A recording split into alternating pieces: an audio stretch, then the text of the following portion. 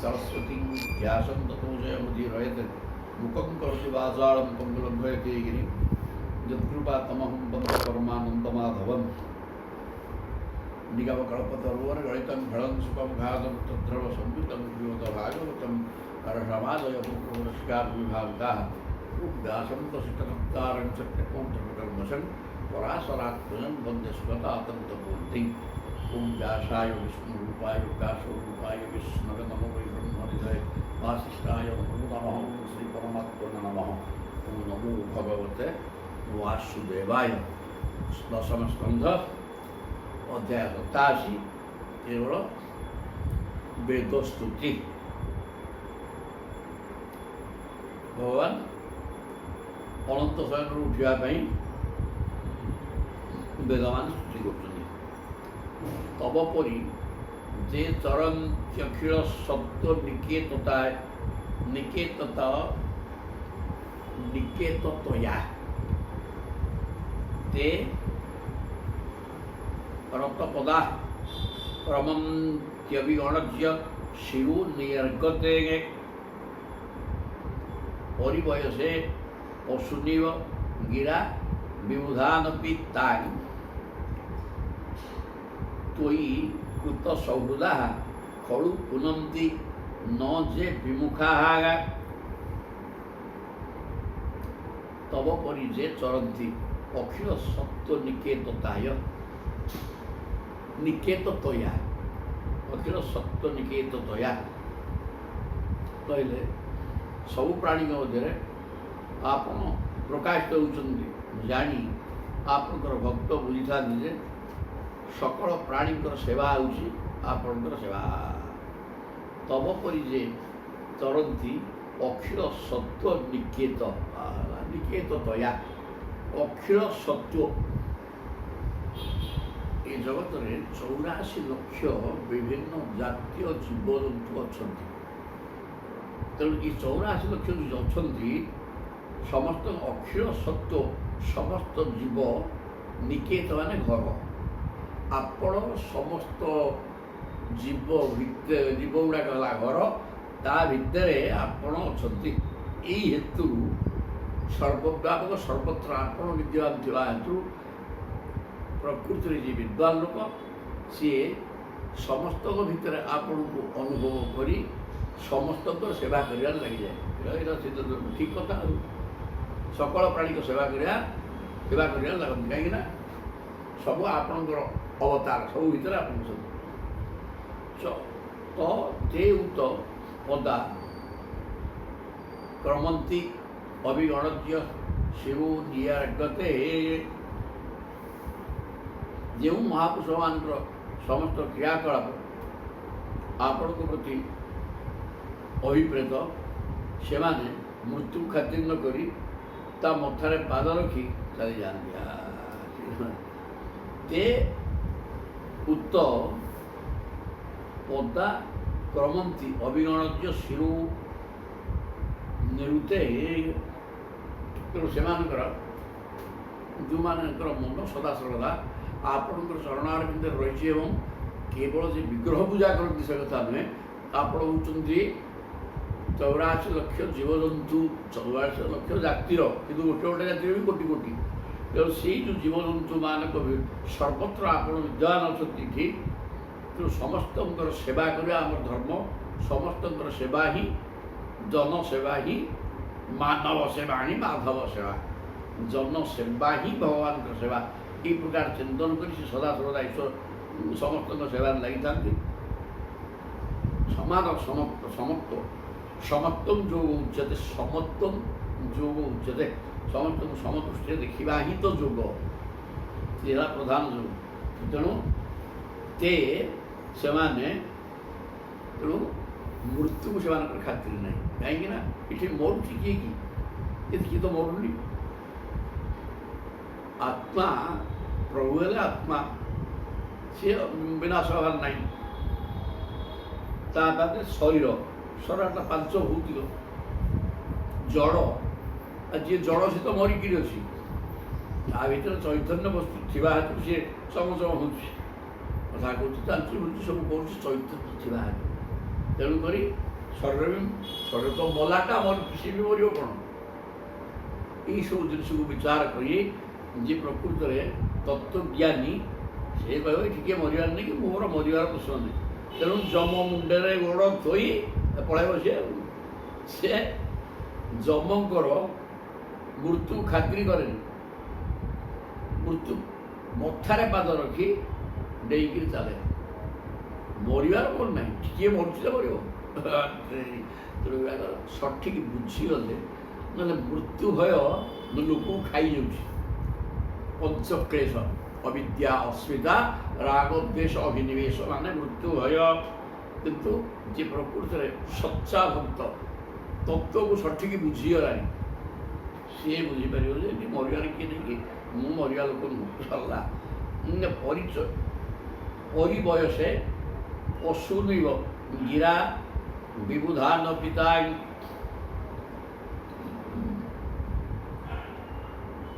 ସେହି ଭକ୍ତମାନଙ୍କର ମନ ଆପଣଙ୍କଠାରେ ହିଁ ଲାଗି ରହିଥିବାରୁ ସେମାନେ ଅତ୍ୟନ୍ତ ପବିତ୍ର ହୋଇଥାନ୍ତି। ତେଣୁ ସେମାନେ ଜନ୍ମ ମୃତ୍ୟୁର ଚକ୍ରରେ ପଡ଼ନ୍ତି ନାହିଁ। ତା ମନ ସଦାବେଳେ ସଦାସର୍ବଦା ଯିଏ ଈଶ୍ୱର ଚିନ୍ତନ ରହିବ ତା ମନ ପବିତ୍ର ହୋଇଗଲା। କହିଲେ କ'ଣ ହେଇଗଲା? ପବିତ୍ର ହେଲା କେମିତି ନା ସତ୍ ଚିନ୍ତନ ରହିଲା। ଈଶ୍ୱର ସତ୍ ବସ୍ତୁ। ତେଣୁ ଅସତ୍ ମିଛ ଟାଉଟରି ଠକିବା ଏଇସବୁ ମନୋଭାବ ତାର ଆଦୌ ହେଇପାରିବ ନାହିଁ। କଦାପି ଆସିବ କୁଆଡ଼ୁ? ସେ ଈଶ୍ୱରାନୁଗତ ହେଇକି ରହୁଛି। ତେଣୁ ତା ପାଖକୁ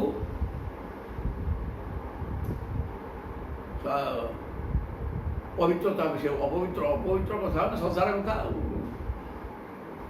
ତେଣୁ ସଂସାର ତା ଭିତରେ ପଶିବନି। ଈଶ୍ୱର ଚିନ୍ତନ ସଦାସର୍ବଦା ଯିଏ ରହେ ଭକ୍ତ ସିଏ ଶୁଦ୍ଧପୂତ ହେଇକି ତା ମନ ଥାଏ ସଦାସର୍ବଦା କୃଷ୍ଣମୟ ହେଇକି ଥିବ। ତେଣୁ ସେମାନେ ଜନ୍ମ ମୃତ୍ୟୁ ଚକ୍ରରେ ପଡ଼ିବେନି। ଯେଉଁମାନେ କିନ୍ତୁ ଯେଉଁଗୁଡ଼ାକ ତ୍ୱୟି କୃତ ସୌହୃଦା ଖଡ଼ୁ ପୁନନ୍ତି ନ ଯେ ବିମୁଖା। ତେଣୁ ଯିଏ ଆପଣଙ୍କ ସହିତ କୃତ ସୌହୃଦା ସୁହୃଦ୍ଭାବ ରଖିଛନ୍ତି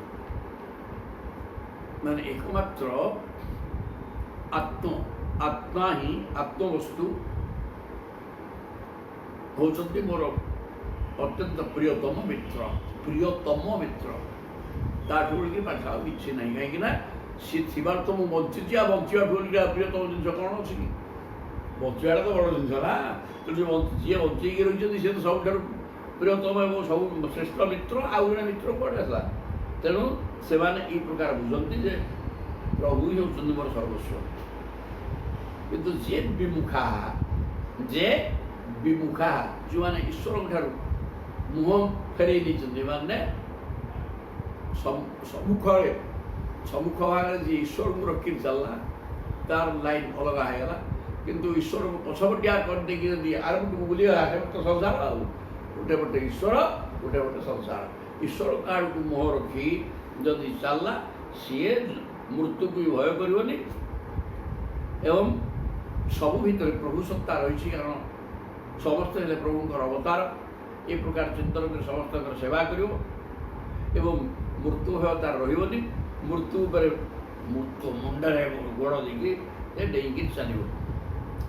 କିନ୍ତୁ ଯେଉଁଗୁଡ଼ାକ ବିମୁଖ ଏବଂ ସେ କେବଳ ଆପଣଙ୍କ ସହିତ ସୁହୃଦ୍ଭାବ ରଖିବ। କାହିଁକିନା ଆପଣ ହେଉଛନ୍ତି ଜୀବନ। ଖାଲି ଜୀବନ ଆପଣ ହେଉଛନ୍ତି ଚୈତନ୍ୟ ଶକ୍ତି ଏବଂ ଜଳ ବାୟୁ ଖାଦ୍ୟ ପଦାର୍ଥ ସବୁ ଦେଇକି ବଞ୍ଚେଇକି ରଖିବା ଲୋକ। ତେଣୁ ସେଥିରେ ଆପଣ ଗୋଟେ ତାର ମନ ରହିବ। ଆଉ ଗୋଟେ କଥା ମଧ୍ୟ ଯେଉଁ ତତ୍ତ୍ୱ କଥା ଗୁଡ଼ାକ ଆଲୋଚନା କଲେ କେବଳ ଆନନ୍ଦ ହିଁ ଆନନ୍ଦ ମିଳୁଛି। ଆମେ ବସିକିରି ଏମିତି ଘଣ୍ଟାଟେ କିନ୍ତୁ ସଂସାର କଥା ଖାଲି ପକେଇବା ପାଗଳ ହେଇଯିବ। ମୁଣ୍ଡ ଭାରାକ୍ରାନ୍ତ ହେଇଯିବ। ବାୟାବିଲ ହେଇଯିବ। କିନ୍ତୁ ଏ ଭିତରେ ବସିଗଲେ এটা তো ଆମେ ଅନୁଭବ କରୁଛେ ଏଥିରେ କ'ଣ ଅଛି ନାହିଁ କି ଆମେ ଜାଣିନେ ମନେକର କିଛି ଜାଣିବା ଦରକାର ନାହିଁ। କିନ୍ତୁ ଏଇ ପ୍ରକାର ଆଲୋଚନା ଭିତରେ ରହିଲେ ମନ ପ୍ରଫୁଲ୍ଲିତ ହେଉଛି, ମନ ହାଲକା ହେଇଯାଉଛି, ଆନନ୍ଦ ହିଁ ମିଳୁଛି। ଏଥିରେ ଭୁଲ ଅଛି କି ନା ନାହିଁ? ଆଉ ଯଦି ନାହିଁ ତ ସବୁ ଠିକ୍। ଆଉ କିନ୍ତୁ ଯେଉଁମାନେ ଆପଣଙ୍କ କଥାରୁ ବିମୁଖ ଈଶ୍ୱର ନାହାନ୍ତି ଏ ପ୍ରକାର ଚିନ୍ତନ କରିକି ଦୌଡ଼ୁଛନ୍ତି ସେମାନେ ବେଦବାଣୀରେ ବର୍ଣ୍ଣିତ କର୍ମଫଳ ଆଶା ସେମାନଙ୍କୁ କର୍ମ ଜଞ୍ଜାଳରେ ବାନ୍ଧିଦିଏ। ସେମାନେ କ'ଣ କରନ୍ତି ନା ପଶୁ ନଇବ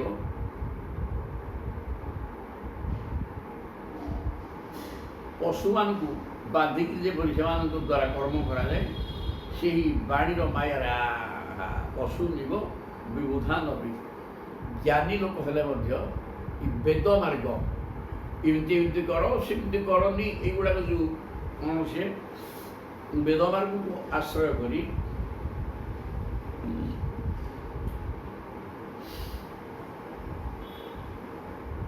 ଗୁଡ଼େ ଏଗୁଡ଼ାକ କରିବା ଉଚିତ, ଏଇଟା ଅନୁଚିତ, ଏଇ ପ୍ରକାର ଭାବ କେବଳ ସେଥିରୁ ବ୍ୟକ୍ତ ହେବ। ୟା ଭିତରେ ବେଦବାଣୀଟା ହେଲା କହୁଛନ୍ତି ପଶୁ ଯେମିତି ବନ୍ଧା ହେଇକି ରହେ, ମନୁଷ୍ୟ ବେଦବାଣୀକି ଆଶ୍ରୟ କଲେ ସିଏ ଏ କର୍ମ କରିବା, ଏଇଟା ନିଷେଧ କର୍ମ, ଏଇଟା କରିବା ଉଚିତ ନୁହଁ, ଏଇ ପ୍ରକାର କେବଳ ଏଇ ଭିତରେ ଗତି କରିକିରି ବେଦବାଣୀରେ ବାନ୍ଧି ଈଶ୍ୱର ପ୍ରତ୍ୟହର ପ୍ରଶ୍ରମ ନାହିଁ, ଭଗବତ ସେବା ସେ କରିପାରିବ ନାହିଁ, ସେଟା ମାୟାରେ ବାନ୍ଧି ହେଇଯାଏ। ବେଦ ମଧ୍ୟ ନିଜେ ତ ବେଦ ଏହାକୁ ସ୍ତୁତି କରୁଛନ୍ତି, ବେଦ କହୁଛନ୍ତି ମଧ୍ୟ ଆମେ ସଗୁଣ ସାକାର ମୂର୍ତ୍ତି ଚିନ୍ତ ବିଷୟରେ ଯାହା ବର୍ଣ୍ଣନା କରୁଛୁ, ନିର୍ଗୁଣ ନିରାକାର ତତ୍ତ୍ୱ ଆମେ କେମିତି ଜାଣିବୁ ଯେ ବର୍ଣ୍ଣନା କରିବୁ, ତେଣୁ ଆମ ପାଖରେ ସେଟା ନାହିଁ। ତେଣୁ ଏଇଟା କର୍ମ କ'ଣ କରିବ କ'ଣ ନ କରିବ ତା ଉର୍ଦ୍ଧ୍ୱରେ ଯିଏ ପ୍ରକୃତିର ସଚ୍ଚା ସାଧକ ସିଏ ବେଦବାଣୀର ଯେଉଁ ବିଧି ନିଷେଧ କର୍ମ, ଏଇଟା କର ସେଟା କରନି, ବିଧି ନିଷେଧ କର୍ମର ଉର୍ଦ୍ଧ୍ୱରେ ରହିବ ଯିଏ ସଚ୍ଚା ଭକ୍ତ ଭଗବତ ଆରାଧନା କରୁଛି, ଯାହାର ଟିକେ ଜ୍ଞାନ ହେଇଗଲାଣି, ସାଧାରଣ ମାନବ ଠାରୁ ତାର ଚିନ୍ତାଧାରା ଅଲଗା ହେଇସାରିଲାଣି, କିନ୍ତୁ ସେମାନେ ଇଏ ବିଧି ନିଷେଧ କର୍ମ ଭିତରେ ସିଏ ରହିବେ, ତାଙ୍କୁ ଦରକାର ନାହିଁ। ତେବେ ପଶୁକୁ ଯେମିତି ବାନ୍ଧିକିରି ମଣିଷ କର୍ମରେ ଲଗାଏ, ସେମିତି ବେଦବାଣୀ ବିଧି ନିଷେଧକୁ ନେଇକିରି ବେଦବାଣୀ ବିଧି ନିଷେଧକୁ ନେଇକିରି ହେଇଥିବା ହେତୁରୁ ମଣିଷ ତା ଦେହରେ ବାନ୍ଧି ହେଇ କିଛି ସେ ବୁଝେନି, କିଛି କରେନି। ସେଥିରେ କ'ଣ ଈଶ୍ୱର ଚିନ୍ତନ, ଏଇ ଯେଉଁ ଭାବ ଭକ୍ତିର ମାର୍ଗ ଦେଇକିରି ଭଗବତ କଥା ଶ୍ରବଣ ଦ୍ୱାରା ଯାହା ଆତ୍ମାର ଉନ୍ନତି ହେବ, ଆତ୍ମାର ସଦ୍ଗତି ୟା ଦ୍ୱାରା ହେବ। କିନ୍ତୁ ବେଦ ବଚନକୁ ଗଲେ ସେ କହୁଛନ୍ତି ପୂଜା କର, ଯଜ୍ଞ କର, ଯଜ୍ଞ କଲେ ଇନ୍ଦ୍ର ହେଇଯିବ, ସ୍ୱର୍ଗ ପ୍ରାପ୍ତି ହେବ, ଆଉ ସେଥିରେ ସେ ବାଧ୍ୟ, ସେଥିରେ କିଛି ହେବନି, କିନ୍ତୁ ଭଗବତ ପ୍ରାପ୍ତି ନାହିଁ। ଏ କଥା ଏଇ ଭାଗବତ ମଧ୍ୟ କହିଛନ୍ତି କେଉଁଠି ଅଭିଶାପ ଯେଉଁ ଦେଇଥିଲେ ଯେ କିଏ ନନ୍ଦୀ ଅଭିଶାପ ଦେଲେ ବ୍ରାହ୍ମଣମାନେ ଯେଉଁଟା କର୍ମକାଣ୍ଡିଆ ବ୍ରାହ୍ମଣ ଯଜ୍ଞ କରି ସେଗୁଡ଼ାକ ଆଦୌ ଈଶ୍ୱରକୁ କିଛି ବୁଝିପାରିବେ ନାହିଁ, ସେଗୁଡ଼ାକ ଲୋଭୀ ସ୍ଥୈଳ ଏଥିରୁ ଗୋଟେ ହେଇକି ତା ଭଗବତ ଚିନ୍ତନରେ ସେ ରହିବେନି, ସେ ପେଟ ବିକିଣା ପଇସା ପାଇଁ କେବଳ ପୂଜା କରିବେ, ସେଥିରେ କିଛି କାମ ନାହିଁ। ପୂଜାଟା ଏଇ ପୂଜା ପାଇଁ ନିଜେ କଲେ ନିଜ ପାଇଁ ହେବ, କିଛିଟା ହେବ ନାହିଁ ନୁହଁ, କିନ୍ତୁ ଏଗୁଡ଼ା ପେଟ ବିକିଣା ସେଥିରେ କିଛି ହେବନି, ଯଜ୍ଞ ଫଜ୍ଞ କରିକି କେବଳ ତା ପଶୁକୁ ବାନ୍ଧିକି ରଖିଲା ଭଳିଆ ଇଏ ଯଜ୍ଞାନୁଷ୍ଠାନ ପ୍ରତି ବୈଦିକ କର୍ମକାଣ୍ଡ ଭିତରେ ବାନ୍ଧିକି ରହିଲେ ଈଶ୍ୱର ପ୍ରତି ଆଦୌ ହେବ ନାହିଁ। ତେଣୁ ଯେଉଁମାନେ ଆପଣଙ୍କ ଠାରୁ ବିମୁଖ ଏ କିଛି ପାଇବେନି, ଯେ ଆପଣଙ୍କୁ ଠିକ୍ ଭାବେ ଧରିଛନ୍ତି ତାଙ୍କର ମୃତ୍ୟୁ ହେବ ନାହିଁ, ମୃତ୍ୟୁ ମୁଣ୍ଡରେ ଗୋଡ଼ ଧରିକି ପଳାଇବେ। ସୁନ୍ଦର କଥା। ତାପରେ କହୁଛନ୍ତି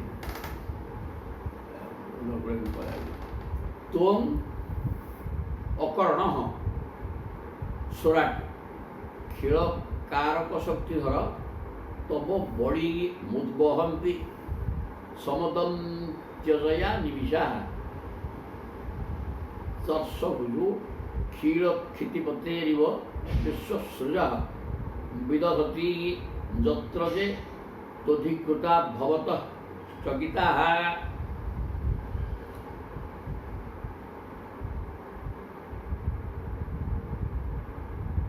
ହେ ପ୍ରଭୁ, ମନ ବୁଦ୍ଧି ଓ ଇନ୍ଦ୍ରିୟ ଆଦି ରହିତ ହୋଇ ମଧ୍ୟ ଆପଣ ହେଉଛନ୍ତି ସକଳ ଇନ୍ଦ୍ରିୟର ଶକ୍ତିଧର।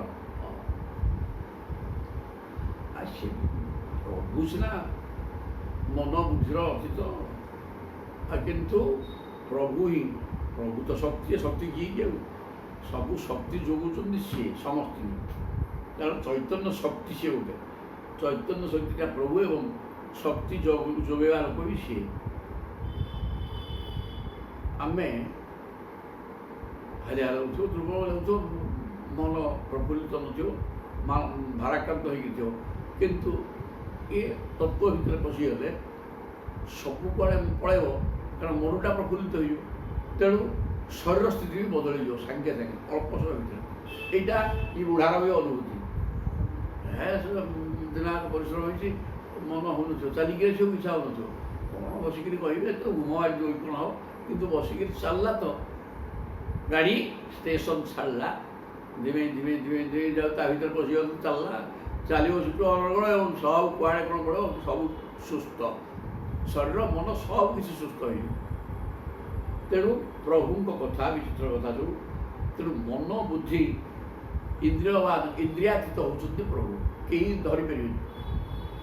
ମନ ନାଇଁ କଥା ଜାଣୁଛି, ବୁଦ୍ଧି ତାଠୁ ବଳକା, କିନ୍ତୁ ପ୍ରଭୁଙ୍କୁ ଧରି ନେଇଯିବେ ସେ କଥା ହେଇପାରିବନି, କାରଣ କୋଉଟେ ଧରି ନେବେ, ସେ ସଗୁଣ ସାକାର ହେଲେ ରୂପକୁ ଧରିକି କ'ଣ ଗୋଟେ କରିବେ, କିନ୍ତୁ ସେ ତ ନିର୍ଗୁଣ ନିରାକାର ସତ୍ୟ ଜ୍ଞାନ ଏବଂ ଆନନ୍ଦ, ସତ୍ୟ ସ୍ୱରୂପ ଜ୍ଞାନ ଏବଂ ଆନନ୍ଦ ଅନୁଭବ କରିବ।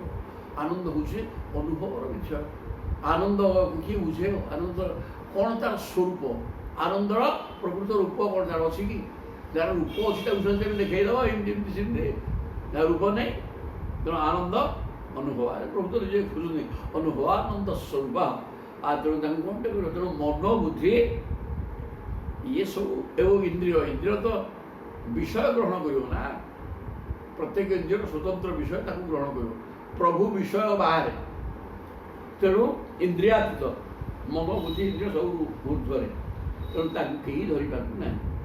ତୁମ ଅକରଣ, କରଣ ମାନେ ଇନ୍ଦ୍ରିୟ, ଅକରଣ ସ୍ୱରାଟ ଅଖିଳ କାରକ ଶକ୍ତିଧର।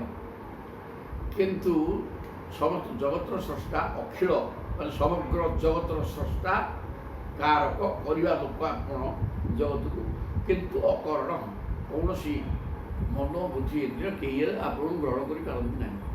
ସବୁ କିନ୍ତୁ ଆପଣ କରିଛନ୍ତି ଏବଂ ସେ ଇନ୍ଦ୍ରିୟ ମନ ବୁଦ୍ଧିକି ଶକ୍ତି ବି ଦେଉଛନ୍ତି ଆପଣ। ସବୁଥିକି ତ ଶକ୍ତି ଦେଉଛନ୍ତି, ସବୁ ଆପଣ ଥିବାରୁ ତ ସମସ୍ତେ ଶକ୍ତିବାନ ହେଇକିରି କାର୍ଯ୍ୟକ୍ଷମ ହେଇଛନ୍ତି, ଆଉ ସେଇଟା ଠିକ୍ ଅଛି, ସବୁ କରିଛନ୍ତି, ସମସ୍ତଙ୍କୁ ଶକ୍ତି ଦେଉଛନ୍ତି, ହେଲେ ଆପଣଙ୍କୁ କେହି ଧରିପାରୁନାହାନ୍ତି, ଚିହ୍ନି ପାରୁନାହାନ୍ତି, ପାରିବେନି। ଆପଣ ହେଉଛନ୍ତି ସ୍ୱୟଂ ଜ୍ୟୋତି, ଜଗତ ଆଗ ଯେତେ ଜ୍ୟୋତି, ସୂର୍ଯ୍ୟଙ୍କ ଜ୍ୟୋତି ତ ନିଜେ ଆପଣ ନା, ତେଣୁ ଆପଣ ଜ୍ୟୋତି ସ୍ୱରୂପ। ସବୁ ଚେତନା ଆପଣଙ୍କୁ ନିଜ ନିଜର ଭେଟି ସମର୍ପଣ କରନ୍ତି ଏବଂ ଆପଣଙ୍କ ଠାରୁ ବି ସେଇ ସବୁ ବସ୍ତୁ ପ୍ରସାଦ ଉପରେ ପାଇ ଇନ୍ଦ୍ରିୟମାନଙ୍କର ଦେବତା ରୂପରେ ସେଇ ବିଷୟ ଉପଭୋଗ କରନ୍ତି। ତବ ବଳି ମୁଦ୍ବହନ୍ତି ସମଦନ୍ତ୍ୟଜୟା ନିମିଷା। ଆପଣଙ୍କୁ ବଳି ମାନେ ପୂଜା, ପ୍ରଭୁ ପ୍ରତ୍ୟେକ ଆପଣଙ୍କୁ ପୂଜା ଦିଅନ୍ତି। ସେ ପୂଜା ଦ୍ରବ୍ୟ ଆପଣ ଖାଇଯାଆନ୍ତି କି ନା ନାହିଁ, ଆଉ କ'ଣ ହୁଏ? ସେ ଆପଣଙ୍କର ଦିବ୍ୟ ଦୃଷ୍ଟି ପଡ଼ିଯିବା ଫଳରେ ମନ୍ତ୍ର ଦ୍ୱାରା ପୂଜା ହେଇଗଲେ ସେ ଦିବ୍ୟ ହେଇଯାଏ ଏବଂ ତାକୁ ସେମାନେ ସେବନ କରି, ସେ ପ୍ରସାଦ ସେବନ କରିକି ତା ଦେହରୁ ଶକ୍ତି ପାଆନ୍ତି। ଏବଂ ଏ ଇନ୍ଦ୍ରିୟମାନ ଦେବତା ସବୁ ଅଛନ୍ତି, ପ୍ରତ୍ୟେକ ଇନ୍ଦ୍ରିୟ ଗୁଡ଼ାକ ଇନ୍ଦ୍ରିୟ ଅଧିଷ୍ଠିତ ଦେବତା, ସବୁ ଦେବତାମାନେ ମଧ୍ୟ ସେ ପ୍ରସାଦକୁ ପାଆନ୍ତି ଏବଂ ନିଜେ ମାନବ ସେ ପ୍ରସାଦକୁ ପାଇ ଶକ୍ତିକି ପାଏ, ଆପଣଙ୍କ ଶକ୍ତିକି। ହେ ଭଗବାନ, ଏସବୁ ହେଉଛି ଆପଣଙ୍କର ପୂଜା। କୌଣସି ସମ୍ରାଟଙ୍କ ଅଧୀନରେ ରହିଥିବା ସାମନ୍ତ ରାଜାମାନେ ଯେପରି ପ୍ରଜାଙ୍କ ଠାରୁ କର ନେଇ ସମ୍ରାଟକୁ ଦିଅନ୍ତି, ତଥା ତାଙ୍କଠାରୁ ପାଇ ତାହା ଉପଭୋଗ କରନ୍ତି। ଚର୍ଷଭୁଜ ଅଖିଳ କ୍ଷିତିପତେ ହେଇବ ବିଶ୍ୱସୃଜ।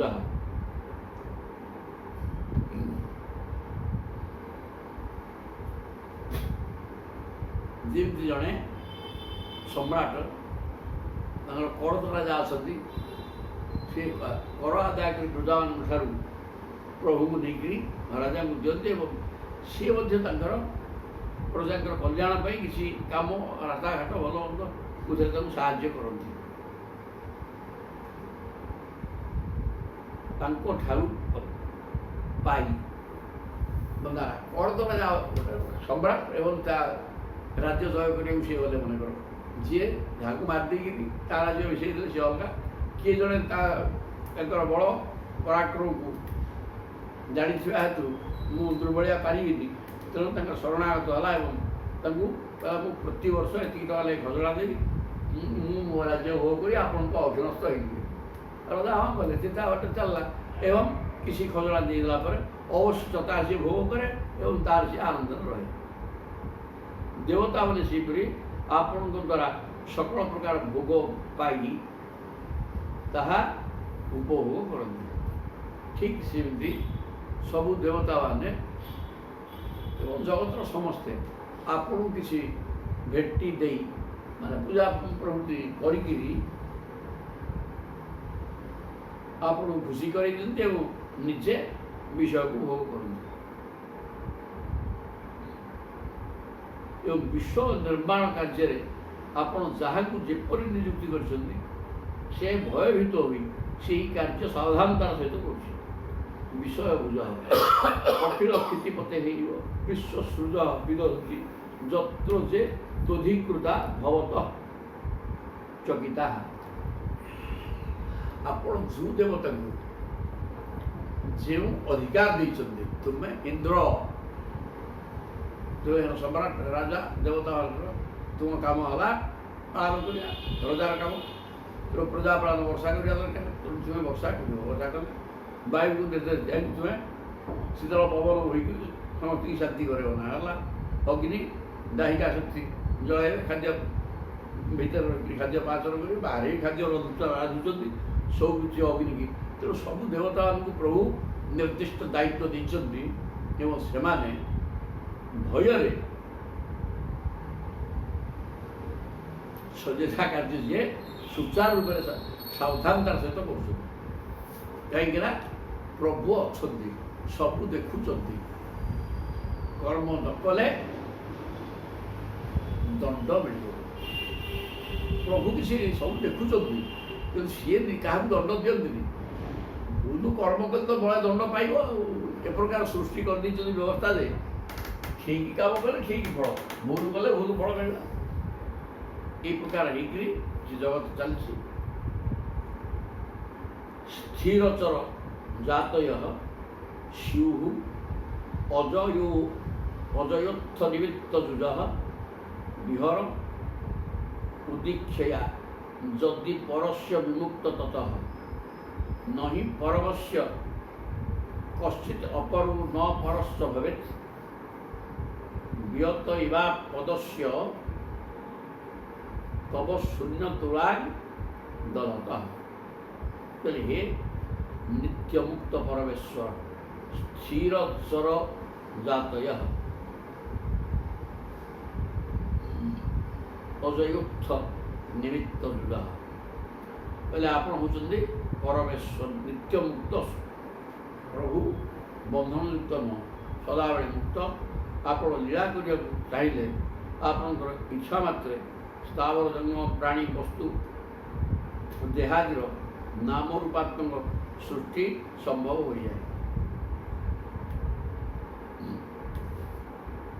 आप मुक्त किंतु आप एक बहुत चिंता करदे आप भावे जगत ही सृष्टि करवा ये तो भाविला मात्रे आपणकर माया गोटे विराट शक्ति अद्भुत शक्ति और सागे सागे से सृष्टि करवा व्यवस्था कर आपणकर इच्छा ही माया जगत जहाँ भावी दिखती यहाँ हम माया प्रस्तुत होगा करदे सागे नाम रूपात्मक सृष्टि संभव सागे सागे आप जन्म प्राणी सब वस्तु आपणकर चिंता मात्रे इच्छा मात्रे माया प्रस्तुत हो सब कर आपण इच्छा को जान नब आदेश बड़ पेटे कह दरकार मात्र आपण ଆକାଶ ପରି ସବୁଥିରୁ ଅସଙ୍ଗ ରହନ୍ତି।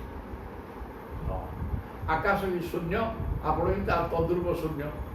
ଆକାଶ ଯେତିକି ବ୍ୟାପକ ତାଠୁ ଆହୁରି ଆପଣ ଅଧିକା ବ୍ୟାପକ, ଏବଂ ଆକାଶ ଭିତରେ ସମସ୍ତ ଚତୁର୍ଦ୍ଦଶ ବ୍ରହ୍ମାଣ୍ଡ ଅଛି ଶୂନ୍ୟ ଭିତରେ, ମହାକାଶ ଭିତରେ। ତା କିନ୍ତୁ ଆପଣଙ୍କ ଭିତରେ ସେ ମହାକାଶ ସହିତ ସମସ୍ତ ଜଗତ ଅଛି। ତେଣୁ ଆକାଶ ଠାରୁ ଆପଣ ଆହୁରି ସୂକ୍ଷ୍ମ ଏବଂ ଆପଣ ଅସଙ୍ଗ। ସବୁଠି ଥିଲେ ମଧ୍ୟ, ସମସ୍ତଙ୍କ ଭିତରେ ଅଛନ୍ତି, ବାହାରେ ଅଛନ୍ତି, ସର୍ବତ୍ର ବିଦ୍ୟମାନ ଥିଲେ ମଧ୍ୟ ଆପଣଙ୍କୁ କିଛି ଲାଗେନି। କାହାର ଦୁଃଖ ସୁଖ ଭଲ ମନ୍ଦରେ ଆପଣ ଦାୟୀ ନୁହନ୍ତି କି ଆପଣଙ୍କ ଛୁଆ କିଛି ଲାଗେନି। ଆପଣଙ୍କ ବାଟରେ ଆପଣ ଅଛନ୍ତି ସଙ୍ଗ ରହିତ ହୋଇ। ଆପଣ ହେଉଛନ୍ତି ସର୍ବବ୍ୟାପୀ, ସମସ୍ତଙ୍କ ଠାରୁ ଶ୍ରେଷ୍ଠ। ପରମସ୍ୟ କଶ୍ଚିତ୍ ଅପରଃ ନ ପରସ୍ୟ ହୁଏ। ତେଣୁ ଆପଣଙ୍କର ଶତ୍ରୁ ମିତ୍ର ଭାବ ବି ନାହିଁ।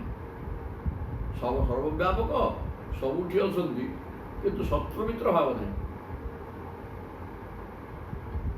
ତଥାପି ଯେ ଆପଣଙ୍କୁ ବିୟତ ହେବା ଆକାଶ ଭଳିଆ ବ୍ୟାପିକି ସର୍ବତ୍ର ରହିଛନ୍ତି, କିନ୍ତୁ କାହା ସହିତ ଆପଣଙ୍କର ସମ୍ପର୍କ କିଛି ନାହିଁ, ନିଜପର ଭାବ ନାହିଁ।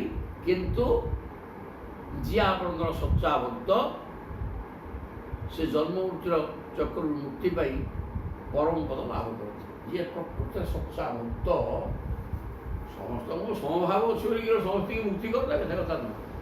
ଯିଏ ସଚ୍ଚା ଭକ୍ତ ତାକୁ ଆପଣ ମୁକ୍ତିପଦ ଦିଅନ୍ତି। ଅନ୍ୟମାନେ ସେ ଯିଏ ଆପଣଙ୍କୁ ଚିନ୍ତା କରୁନି, ତାକୁ ସେ ଆପଣ ତା ଭିତରେ ଅଛନ୍ତି, ତାକୁ ବଞ୍ଚେଇକି ରଖିଛନ୍ତି, ସେ କଥା ଠିକ୍, କିନ୍ତୁ ମୁକ୍ତି ପାଇପାରିବନି। ଅପରିମିତା ଧ୍ରୁବା ତନୁଭୃତୁ ଯଦି ସର୍ବଗତା ତରିହି ନ ଶାସ୍ୟତେ ନିୟମ ଧ୍ରୁବ ନେତଥା ଅଜ ନିଚ ଜନମୟଂ ତଦବିମୁଚ୍ୟ ନିୟତ୍ୱଂ ଭବେତ୍।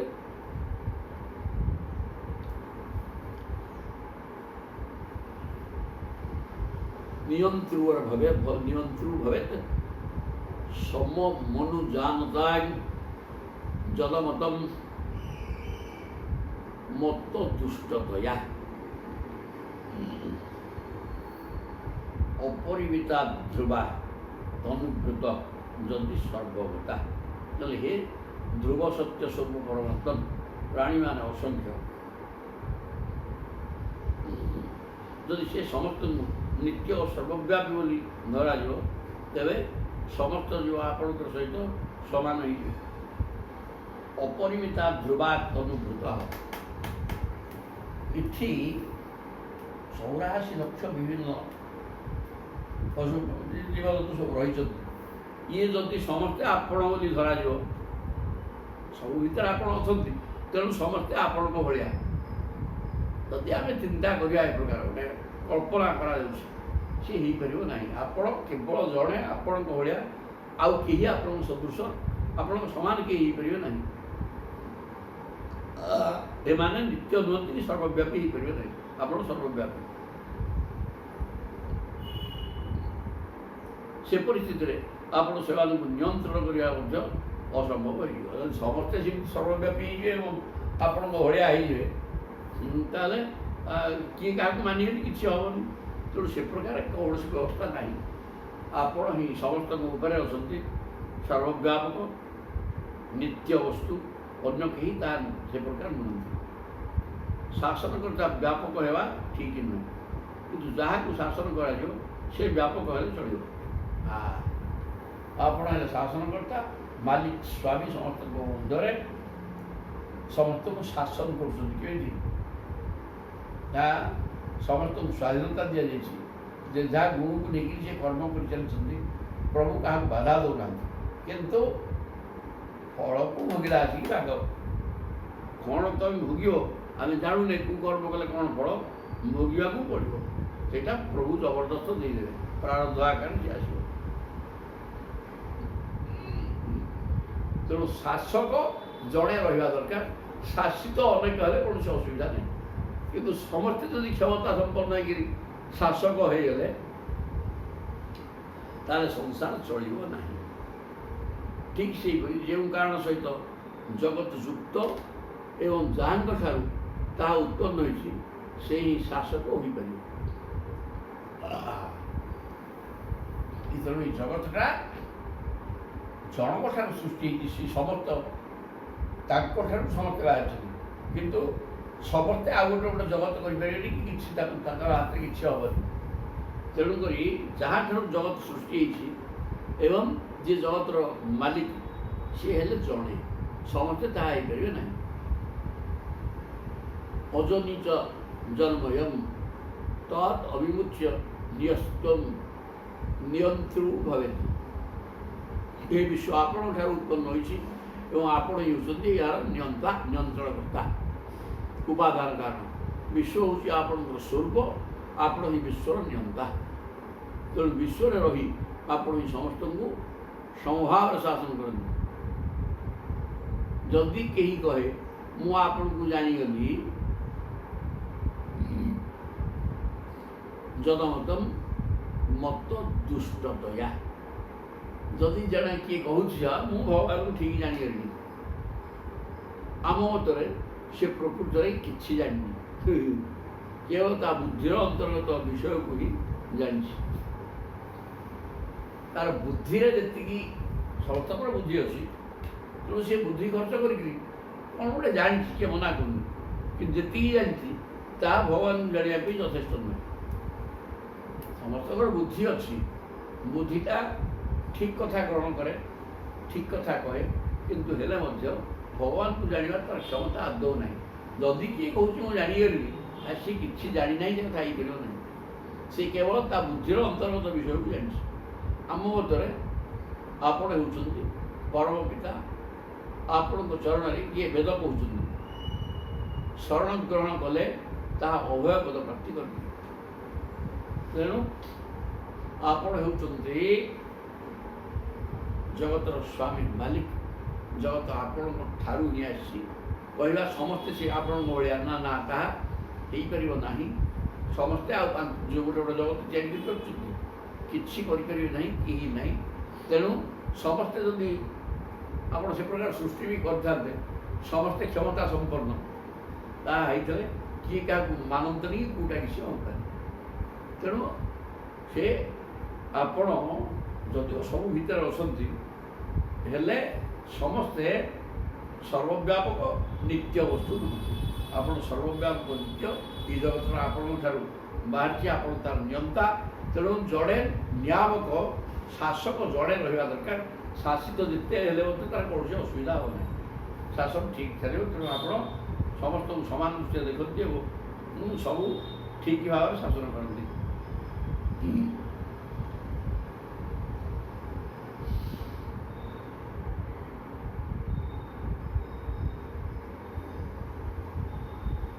ତେଣୁକରି ଯଦି ଜଣେ କିଏ ଭାବୁଛି ମୁଁ ପ୍ରଭୁଙ୍କୁ ଜାଣିଗଲିଣି, ତାହା ହେଇପାରିବ ନାହିଁ। ପ୍ରଭୁଙ୍କୁ କିଏ ଜାଣିବାର ପ୍ରଶ୍ନ ନାହିଁ। ପ୍ରଭୁଙ୍କୁ ଜାଣି ହେବ ନାହିଁ ରେ। ତା ବୁଦ୍ଧିରେ ଯେତିକି ବୁଦ୍ଧି ଖର୍ଚ୍ଚ କରି ସେ କେବଳ ଜଗତକୁ ବୁଝିବ, ପ୍ରଭୁଙ୍କୁ ବୁଝିପାରିବ। କିନ୍ତୁ ଯିଏ ଆପଣଙ୍କୁ ଆଶ୍ରୟ କରିଯାଏ ସେ ମୁକ୍ତି ହେଇଯାଏ। କଥା କହିଲେ ନ ଘଟତ ଉଦ୍ଭବ ପ୍ରକୃତି ପୁରୁଷୟୋ ଅଜୟୋ ଉଭୟ ଯୁଜା ଭବନ୍ତ୍ୟସୁଭୃତ ଜଳ ବୁଦ୍ବୁଦବତ୍ ତ୍ୱୟି ते इमे तत्व विविध नाम गुणी ही परमे सहित इवार्णवेगे मधुनि लिल्यु अशेषरसा कहते न घटत तावत भव प्रकृति पुरुषयो अजयो कहले हे स्वामी प्रभु प्रकृति और पुरुष उभय होती अजन्मा और अनादि प्रकृति पुरुषयो अजयो प्रकृति पुरुष दुहे भी अजय प्रकृति अजन्मा प्रकृति भी अजन्मा पुरुष अजन्मा है से जन्म होती क्या प्रकृति तो समस्त जगत आग सी जन्म कौन है तेणु अज जमी उभय अज प्रकृति एवं पुरुष ब्रह्म जीवित अनादि जी ब्रह्म ठार सृष्टि हेले परमात्मा एवं प्रकृति बा माया ଏମାନେ ମଧ୍ୟ ଅଜନ୍ମା କୋଠି ପୁରୁଷ ସ୍ତ୍ରୀ ସମ୍ପର୍କକୁ କିଏ ସେମାନେ ସୃଷ୍ଟି ହେଉନାହାନ୍ତି। ତେଣୁ ଜନ୍ମ କଥା କିଏ ଶିଖିଛି ସେମାନେ ସେ କଥା ନୁହେଁ। ସବୁ ବ୍ରହ୍ମ ପଦାର୍ଥ ଏବଂ ନିତ୍ୟ ବସ୍ତୁ ଅଜନ୍ମା। ଆପଣ ନିଜ ସଂକଳ୍ପ ମାତ୍ରକେ ଅନନ୍ତ କୋଟି ବ୍ରହ୍ମାଣ୍ଡ ନିର୍ମାଣ କରିଦିଅନ୍ତି।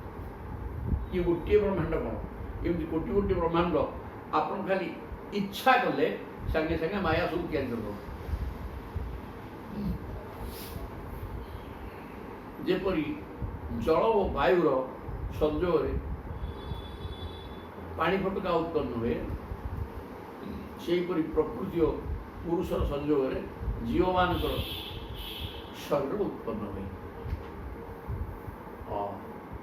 ପାଣି ଏବଂ ପବନ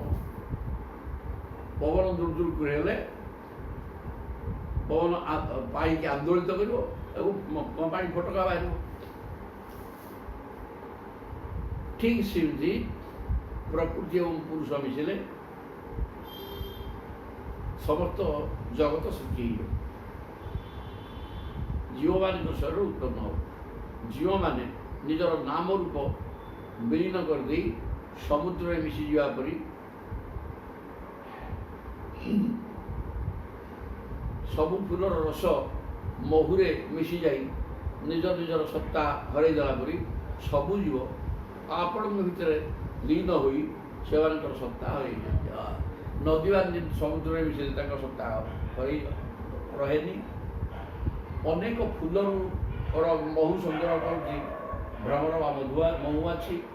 ସେ ମହୁ ହେଇଗଲା ପରେ ଅମୁକ ଫୁଲର ମଧ୍ୟ କଥା ସେଥିରେ କିଛି ପ୍ରମାଣ ନାହିଁ। ସବୁ ଫୁଲ ବିଭିନ୍ନ ଅନେକ ଜାତିର ଫୁଲ ଗୋଟେ ନିର୍ଦ୍ଦିଷ୍ଟ ଫୁଲରୁ ମହୁ ସଂଗ୍ରହ କରନ୍ତି। ଅନେକ ଜାତୀୟ ଫୁଲ ଭିତରୁ ମହୁ ସଂଗ୍ରହ କରନ୍ତି ଏବଂ ସେ ମହୁରେ ପରିଣତ ହୋଇଗଲା ପରେ ସେ ଆଉ ଫୁଲ ଉଠୁ ଆସିଛନ୍ତି ସେ ଜଣାପଡ଼େ ନାହିଁ। ଠିକ୍ ସେମିତି ଏ ଜଗତଟା ଅସୀମ ଜଗତ, 84 ଲକ୍ଷ ବିଭିନ୍ନ ଜାତିର ଜୀବଜନ୍ତୁ ନାମ ରୂପକୁ ନେଇକି ବୁଝୁଛନ୍ତି, କିନ୍ତୁ ଏମାନେ ଆପଣଙ୍କ ପାଖରେ ସମ୍ମିଳିତ ହୋଇଗଲା ପରେ ନିଜ ସତ୍ତା ହରାଇ ଦିଅନ୍ତି। ପାଣି ନଈରେ ଅନେକ ନଦୀ ଯାଇକି ସମୁଦ୍ରରେ ସମୁଦ୍ରରେ ମିଶିଗଲା ପରେ ନଦୀମାନେ ତାଙ୍କ ସତ୍ତା ହରାଇ ଦିଅନ୍ତି। ଫୁଲ ମହୁ କଥା କୁହାଗଲା, ଅନେକ ଫୁଲରୁ ମହୁ ସଂଗ୍ରହ କରନ୍ତି, କିନ୍ତୁ ମହୁ ହେଇଗଲା ପରେ କୌଣସି ଫୁଲର ସତ୍ତା ସେଠି ନଥାଏ। ଏହି ପ୍ରକାର ସେମିତି ଏ ଜଗତଟା ଆପଣଙ୍କ ଠାରୁ ବାହାରିଛି। ନାମ ରୂପକୁ ନେଇକି ସମସ୍ତେ ସ୍ୱତନ୍ତ୍ର ହୋଇଥିଲେ ମଧ୍ୟ ଆପଣଙ୍କ ସହିତ ମିଶିଗଲା ପରେ କେହି ସ୍ୱାତନ୍ତ୍ର୍ୟ ତାଙ୍କର ନଷ୍ଟ ହୋଇଯାଏ। ଦୃଶ୍ୟୁତବ ମାୟା ଭ୍ରମଂ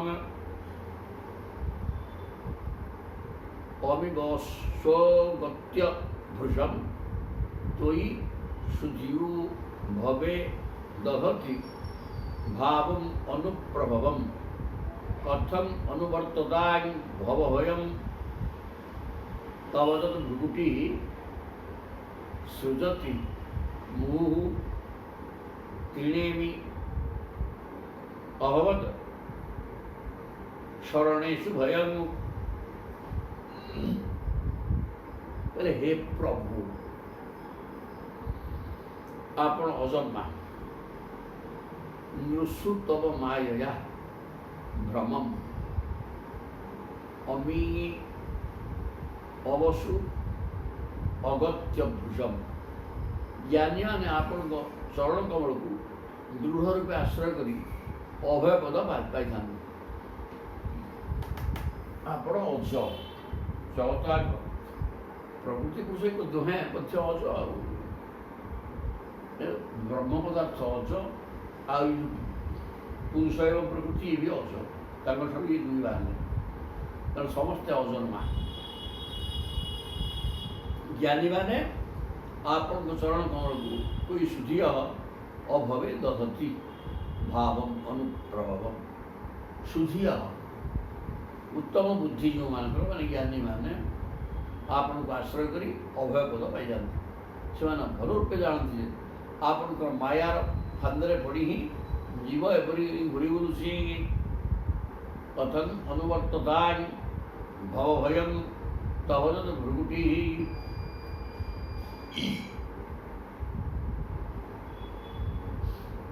ତେଣୁ ଆପଣଙ୍କର ଚରଣରେ ଶରଣ ନ ନେବାରୁ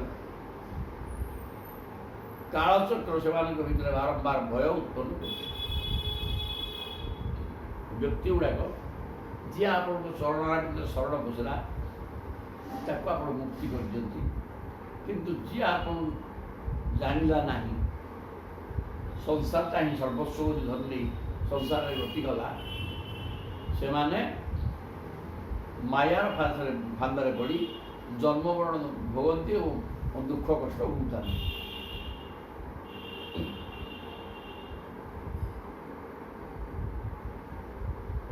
ତେଣୁ ଶୀତ, ଗ୍ରୀଷ୍ମ ଏବଂ ବର୍ଷା ଏ ତିନି ଭାଗରେ ବିଭିନ୍ନ ସମସ୍ତ ରୂପୀ କାଳଚକ୍ର ହେଉଛି ଆପଣଙ୍କର ଭୂବିଳାସ ମାତ୍ର। ଚବଯତ ଭୃଗୁଟି ସୁଜତି ମୁଁ ତ୍ରିନେମି ଅବତ ଶରଣେଷୁ ଭୟମ୍। ତେଣୁ ଆପଣ ଭ୍ରୁଭଙ୍ଗୀ ମାତ୍ରେ ଗ୍ରୀଷ୍ମ ବର୍ଷା ଶୀତ ରୂପ କାଳର ପ୍ରଭାବ, କାଳ ମାନେ ସମୟ, ମହାକାଳ ଟାଇମ୍, ସମୟ ତ ଶୀତ ଗୋଟେ କାଳ, ଗ୍ରୀଷ୍ମ ଗୋଟେ କାଳ, ବର୍ଷା ଗୋଟେ କାଳ, ଏ କାଳର ପ୍ରଭାବ ଜୀବଜଗତ ଉପରେ ପଡ଼େ ଏବଂ ଏ ମହାକାଳ ଚକ୍ରରେ ଜୀବ ଘୁରି ବୁଲେ, ଯେହେତୁ ଭଗବାନଙ୍କୁ ଚିହ୍ନିଲା। ଜ୍ଞାନୀମାନେ ଆପଣଙ୍କ ପ୍ରତି ପୂର୍ଣ୍ଣ ରୂପେ ଭକ୍ତିଭାବ ରଖନ୍ତି।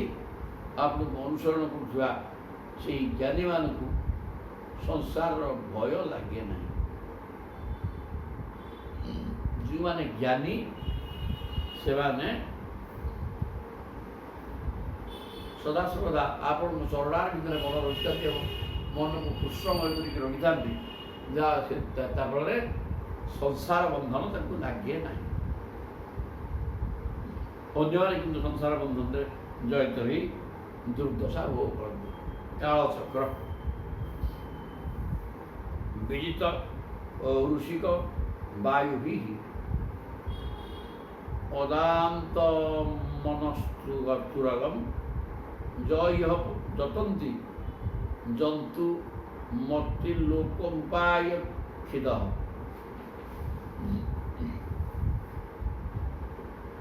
ବ୍ୟସନ ଶତାନ୍ବିତା ସମବହାୟ ଗୁରୁ ଚరణಂ ବଣିଜ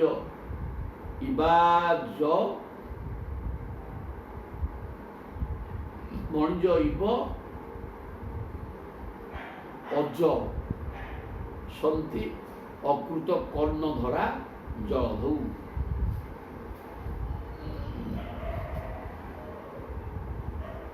ବିଜିତ ଋଷିକ, ଋଷିକ ମାନେ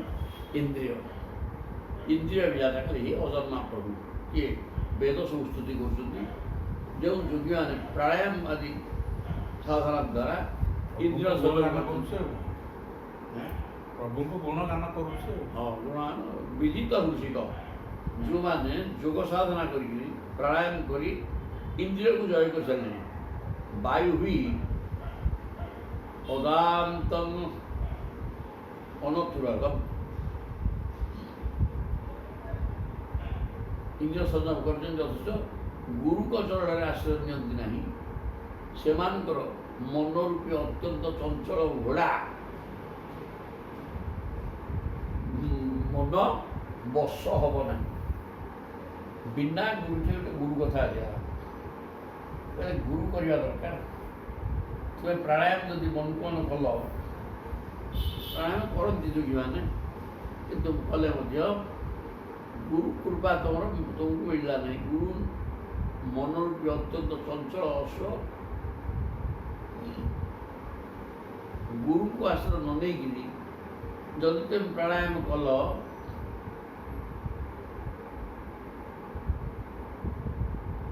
ତାହେଲେ ଗୁରୁ କୃପା ନଥିବା ହେତୁରୁ ଇନ୍ଦ୍ରିୟ ବଶ ହେଇପାରିବ ନାହିଁ। ଇନ୍ଦ୍ରିୟ ଗୁଡ଼ାକ ଘୋଡ଼ା ଚଞ୍ଚଳ, ଦୌଡ଼ିକି ଦେଇଦେଇକି ତେଣୁ ତାକୁ ସଂଯୋଗକି ରଖିଲା ଅଛି। ଆଖି ବୁଲିକିରି ବସିଥିବ, ସେଇ ସିଆଡ଼େ ବାହାର କଥା ଚିନ୍ତା କରୁଥିବ। କିଛି ତ ପ୍ରାଣାୟାମ କ'ଣ କରିବ, ଯୋଗ କ'ଣ କରିବ? ଯୋଗ ତମ ବାଟେ ତେଣୁ କରୁଥିବ ସିଏ ବୁଲୁଥିବେ ବାହାରେ। ତେଣୁ ଗୁରୁ କରିକି ଯଦି କିଛି କଲ ତାହେଲେ ଗୁରୁ ତାକୁ ସଂଯତ କରିଦେଇପାରିବେ। ନହେଲେ ଇଏ ପ୍ରାଣାୟାମ ଦ୍ୱାରା ମଧ୍ୟ ମନ ସଂଯତ ହେଇପାରିବ ନାହିଁ ବା ଇନ୍ଦ୍ରିୟ ସଂଯତ ହେଇପାରିବ ନାହିଁ। ତେଣୁ ସେହି ଚଞ୍ଚଳ ମନ ଇନ୍ଦ୍ରିୟମାନଙ୍କୁ ବାରମ୍ବାର କ୍ଷୁବ୍ଧ କରେ। ମନ ସ୍ଥିର ହେଲେ ସିନା ହେବ। ମନ ଯଦି ଚଞ୍ଚଳ ରହିଲା ସିଏ ମନ ମଧ୍ୟ ଇନ୍ଦ୍ରିୟମାନଙ୍କୁ କ୍ଷୁବ୍ଧ କରିବ।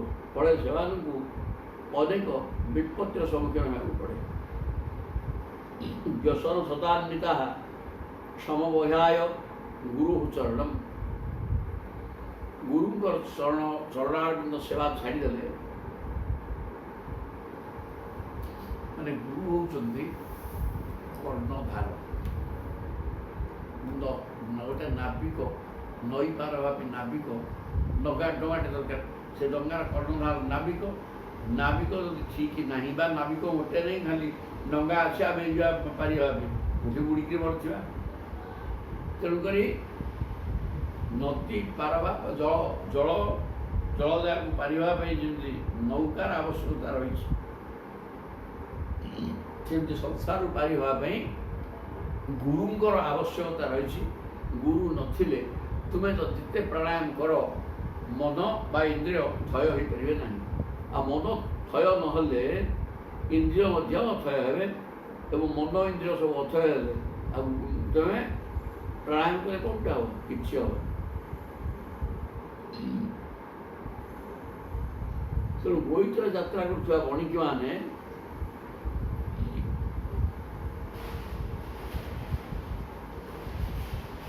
ଯେଉଁ ସ୍ଥିତିରେ ପଡ଼ନ୍ତି ସେହି ଯୋଗୀମାନେ ସେହି ପରିସ୍ଥିତିରେ ସମୁଦ୍ର ପଥରେ ଯାଇକିରି ନୌକାରେ ଯାଇକିରି ବ୍ୟବସାୟ କରିବେ। ସେମାନେ ବ୍ୟବସାୟୀମାନେ ଯେଉଁ ସ୍ଥିତିରେ ପଡ଼ନ୍ତି, କେତେବେଳେ ଝଡ଼ ତୋଫାନ ଆସିବ କ'ଣ ହେବ, ସମୁଦ୍ର ଭିତରେ ବିଭିନ୍ନ ସମୟରେ ବିପଦ ରହିଛି। ତେଣୁ ବିପଦର ସମ୍ମୁଖୀନ ସେମାନଙ୍କୁ ହେବାକୁ ପଡ଼ିବ। ଠିକ୍ ସେମିତି ତେବେ ବିନା ଗୁରୁରେ ଯଦି ଯୋଗ କଲ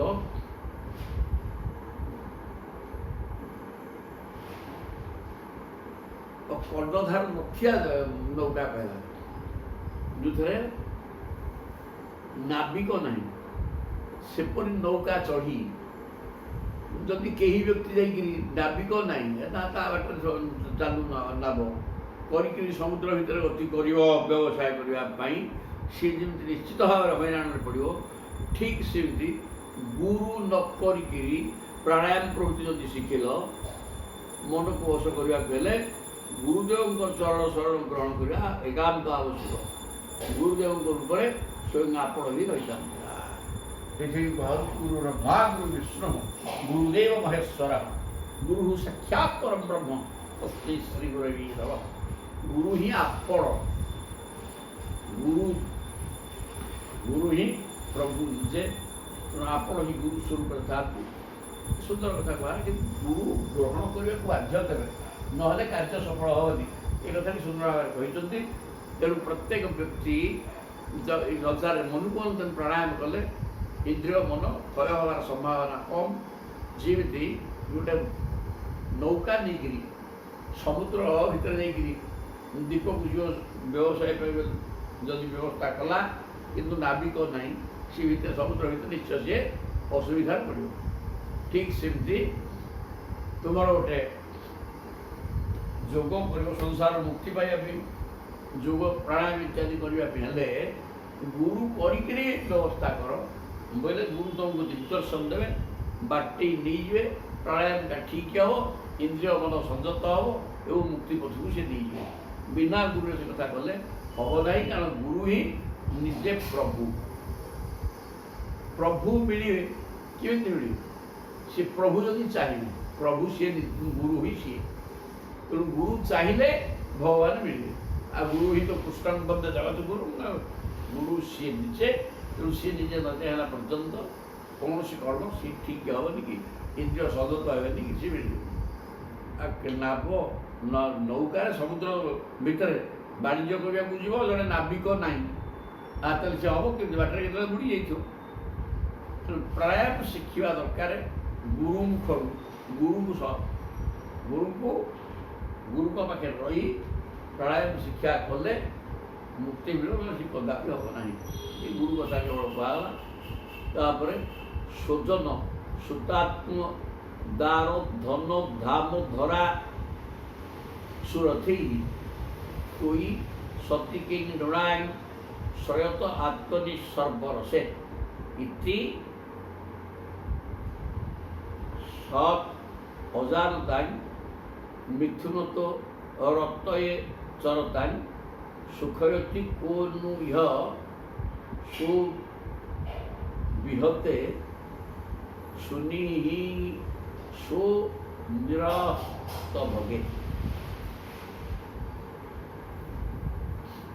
হে ভগবান, ଆପଣ ହେଉଛନ୍ତି ଅଖଣ୍ଡ ଆନନ୍ଦ ସ୍ୱରୂପ ଏବଂ ଶରଣାଗତ ଭକ୍ତମାନଙ୍କୁ ମଧ୍ୟ ଆପଣ ଆତ୍ମସ୍ୱରୂପ। ସ୍ୱଜନ ନିଜ ଲୋକ, ସୁତ ମାନେ ପୁଅ, ଶରୀର, ଦାର ସ୍ତ୍ରୀ, ଧନ ସମ୍ପତ୍ତି, ଧରା ଜମିବାଡ଼ି, ଧନ ସମ୍ପତ୍ତି, ଯାନବାହନ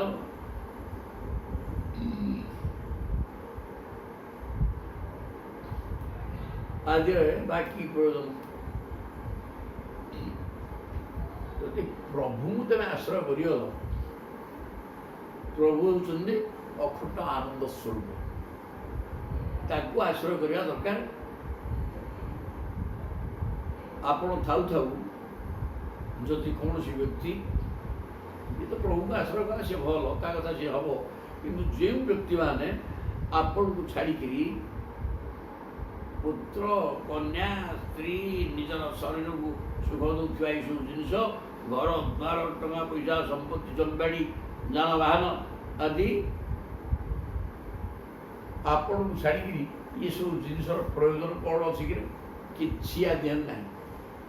ଆପଣଙ୍କୁ ଧରିକିରି ଚାଲିବା, ସଂସାର ଭିତରେ ଆପଣଙ୍କ ସହିତ ସମ୍ପର୍କ ରଖିକିରି ଯଦି ଏସବୁ ସଂସାର କଲ, ତାର କିଛି ବି ମାନେ ରହିବ। କାରଣ ମନ ପ୍ରଭୁଙ୍କ ପାଖରେ ରହିଥିବ, ସଂସାର ଚାଲିଲା କହିଲେ କିଛି ହେବ। ନହେଲେ ପ୍ରଭୁଙ୍କୁ ଛାଡ଼ିଦେଇ କେବଳ ଏସବୁ ଜିନିଷ ଭିତରେ ଯଦି ଗତି କଲ, ତାହେଲେ ତିନି ପାଖକୁ ଯିବ। ଏଇ ସତ୍ୟ ନ ଜାଣି ଯେଉଁମାନେ ଆନନ୍ଦ ପାଇବା ପାଇଁ ସଂସାରରେ ଗତି କରନ୍ତି, ବିନାଶଶୀଳ ସାରହୀନ ବିଷୟ ପଛରେ ଭ୍ରମୁଥାନ୍ତି। ତେବେ ତ ନିଜେ ମଲାଟେ, ଆଉ ଏଇ ସାଂସାରିକ ସମସ୍ତ ବିଷୟ ସେ ମଲା ବା ଅନିତ୍ୟ ପୁରା ନାହିଁ, ତା ପଛରେ ଯଦି ତମେ ଗୋଡ଼େଇବ ତାହେଲେ ପାଗଳ ହେବା କଥା। ଆଉ ତେଣୁ ସଂସାର ବିଷୟ ସୁଖ, ସଂସାର ବିଷୟ ଭିତରେ ସୁଖ ଅଛି, ଏ କଥା ଚିନ୍ତନ କରି ଭଗବାନଙ୍କୁ ଛାଡ଼ି ଏ ସ୍ତ୍ରୀ, ପିଲା, ଘର ଦ୍ୱାର, ଟଙ୍କା ପଇସା ୟା ପଛରେ ଯଦି ଗତି କରିବ ମଣିଷ,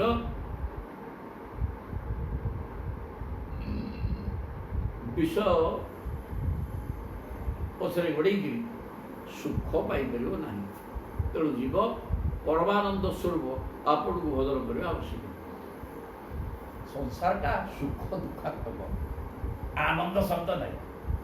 ତେଣୁ ଯଦି ଆପଣ ହେଲେ ଆନନ୍ଦମୟ, ଆପଣଙ୍କ ସ୍ୱରୂପ ହେଲା ଅନୁଭବାନନ୍ଦ ସ୍ୱରୂପ। ସଂସାରରେ ସେ ପ୍ରକାର ଆପଣ ଅନୁଭବ, ଆପଣଙ୍କୁ ଅନୁଭବ କରି ଯେଉଁ ଆନନ୍ଦ ମିଳିବ, ତାହା ସଂସାର ଭିତରେ ଆଦୌ ଗୋଟେ ଟୋପେ ନାହିଁ। ସେଟା ସୁଖ ଦୁଃଖାତ୍ମକ ସଂସାର। ସୁଖ ଦୁଃଖ ଆସିବ, ରହିବ, ଯିବ। ଆନନ୍ଦ ଯିବ ନାହିଁ, କାରଣ ଆନନ୍ଦ ବ୍ରହ୍ମ, ବ୍ରହ୍ମଙ୍କର ବିନାଶ ନାହିଁ, ନିତ୍ୟ ବସ୍ତୁ।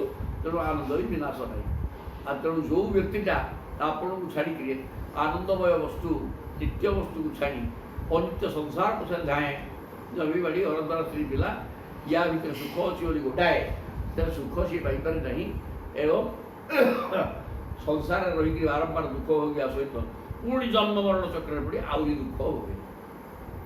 ତେଣୁ ଆପଣଙ୍କ ପରମାନନ୍ଦ ସ୍ୱରୂପକୁ ଅନୁଭବ କରିବା ସାଧନା କରିକି ଅନୁଭବ କରିବା ମଣିଷର ଏକମାତ୍ର କର୍ତ୍ତବ୍ୟ, ତାହା ସମସ୍ତେ ବୁଝୁନାହାନ୍ତି। ତେଣୁ ବାତ୍ରା ହେଇକି ଗୁବି ଗୁବି ଗୁରୁ ପୁଣ୍ୟ ତୀର୍ଥ ସଦନାଥ ଋଷୟୁ ବିମଦାଗ ତ ଉତ ଭବତ ପଦାମ୍ବୁଜ ହୃଦୁ ভবিদ অঘ ভিদঙ্ঘি জড়া দধতি সকৃত মনস্তোয়ী য আত্মনি নিত্য সুখে ন পুনঃ উপাসতে পুরুষ সার হরৌ অসথা କହିଲେ ଭୁବି ଗୁରୁ ପୁଣ୍ୟ ତୀର୍ଥ ସଦନାଥ ଋଷୟ ବିମଦା ହେ ଭଗବାନ ଋଷୟ ମୁନି ଋଷିମାନେ ଆପଣଙ୍କର ଚରଣ କର୍ମକୁ ସର୍ବଦା ହୃଦୟରେ ଧାରଣ କରିଛନ୍ତି। ଗୁରୁ ପୁଣ୍ୟ ତୀର୍ଥ ସଦନା ଋଷୟ ମୁନି ଋଷିମାନେ ଆପଣଙ୍କୁ ସର୍ବଶ୍ରେଷ୍ଠ ଭକ୍ତ, ସେମାନେ ସଦା ସର୍ବଦା ହୃଦୟରେ ଆପଣଙ୍କୁ ହିଁ ଧରିକି ରହିଛନ୍ତି।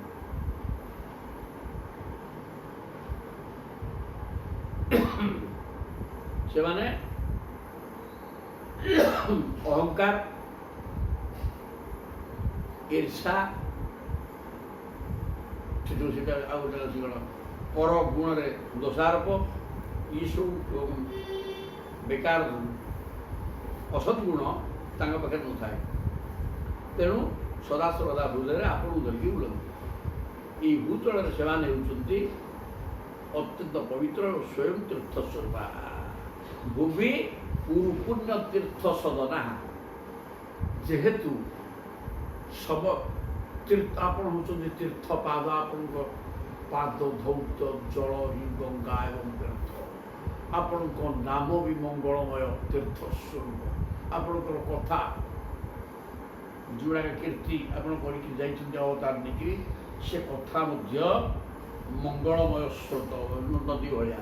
ତେଣୁ ସେ କଥାକୁ ଶ୍ରବଣ କରି ଯେ ସଦାସର୍ବଦା ହୃଦୟ ଭିତରେ ଆପଣଙ୍କୁ ଧରିକି ରଖିଦେଲାଣି, ସିଏ ତା ଛାଏ ତୀର୍ଥ ହେଇଗଲାଣି।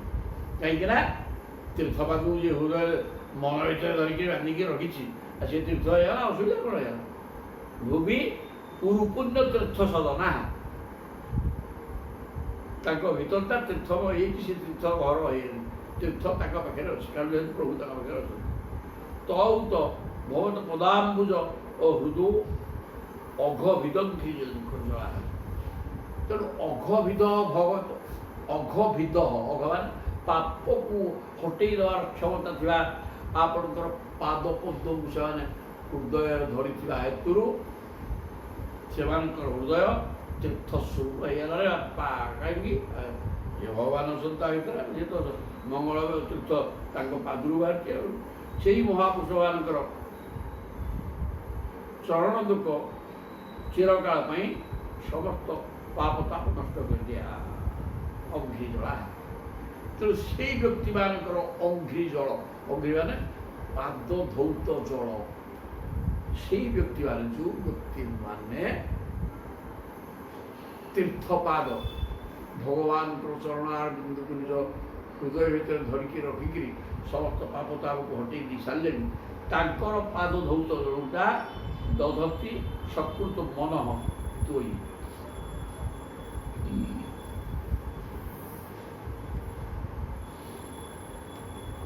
ସମସ୍ତ ତାଙ୍କର ପାଦ ଧୌତ ଜଳ ମଧ୍ୟ ଅନ୍ୟମାନଙ୍କର ପାପ ତାପ ନଷ୍ଟ କରିଦିଏ। ଆପଣ ହେଉଛନ୍ତି ନିତ୍ୟାନନ୍ଦ ସ୍ୱରୂପ ସମସ୍ତଙ୍କର ଆତ୍ମା।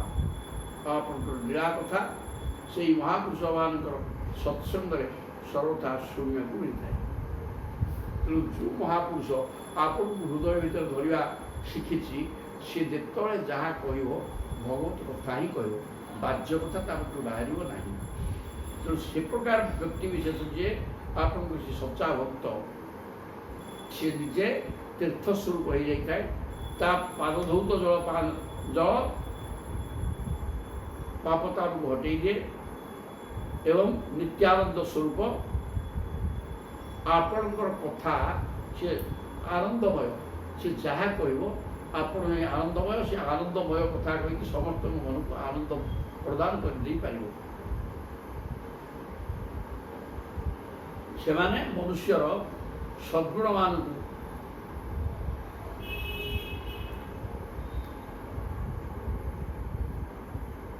ମନୁଷ୍ୟର ସଦ୍ଗୁଣକୁ ହରଣ କରିନେଉଥିବା ଏ ସଂସାର ଜାଲରେ ପଡ଼ନ୍ତି ନାହିଁ।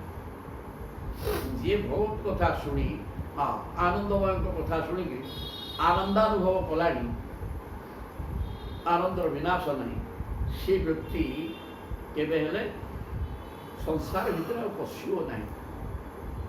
ସଂସାର ଛାଡ଼ିକି ତ ପ୍ରଭୁକୁ ଧରିଲା ନା ସିଏ, ତେଣୁ ଆଉଥରେ ସେ ଯିଏ ପ୍ରକୃତରେ ଭଗବତ କଥାରେ ଆନନ୍ଦ ଅଛି ତଥା ଥରେ ଅନୁଭବ କଲା ପରେ ମନ କେବେ ହେଲେ ଖରାପ ବାଟକୁ ଯିବ ନାହିଁ। ଆଉ ସେ ବୁଝିଗଲା ଯେ ୟା ଭିତରେ ହିଁ ଠିକ୍ ଜିନିଷଟା ଅଛି, ଆଉ ସଂସାର ସବୁ ଭୁଲ। ତେଣୁ ସେ ଆଉ ଅସତ୍ ପଥରେ ଯାଇପାରିବ ନାହିଁ। ଭଗବାନଙ୍କ ସ୍ୱରୂପକୁ ସେ ହୃଦୟରେ ଧରିଦେଇଥିବା ହେତୁ ଏବଂ ତାଙ୍କ କଥା ସଦାବେଳେ ହୃଦୟ ଭିତରେ ଆନ୍ଦୋଳିତ ହେଉଥିବା ହେତୁ ଭଗବାନଙ୍କ ରୂପ ଏବଂ ତାଙ୍କର କଥା ଭିତରେ ମନ ରହିଯାଇଥିବା ହେତୁ ତାର ମନ ଆଉ ସଂସାର ଭିତରକୁ ଯିବ ନାହିଁ ଏବଂ ସିଏ ମଧ୍ୟ ନିଜେ ତୀର୍ଥପାଦ ହେଇଯିବ ଏବଂ ତାର ପାଦ ଧୌତ ଜଳ ବି ଅନ୍ୟମାନଙ୍କର ପାପକୁ ନାଶ କରିପାରିବ। ସୁନ୍ଦର କଥା ଏଠି କହିଲେ। ତାପରେ ଦେଖିବା, ଏତିକି ଥାନ୍ତୁ। ଗୀତ ସ୍ତୁତି ଚାଲିଛି, ସହଜରେ ସରିବ।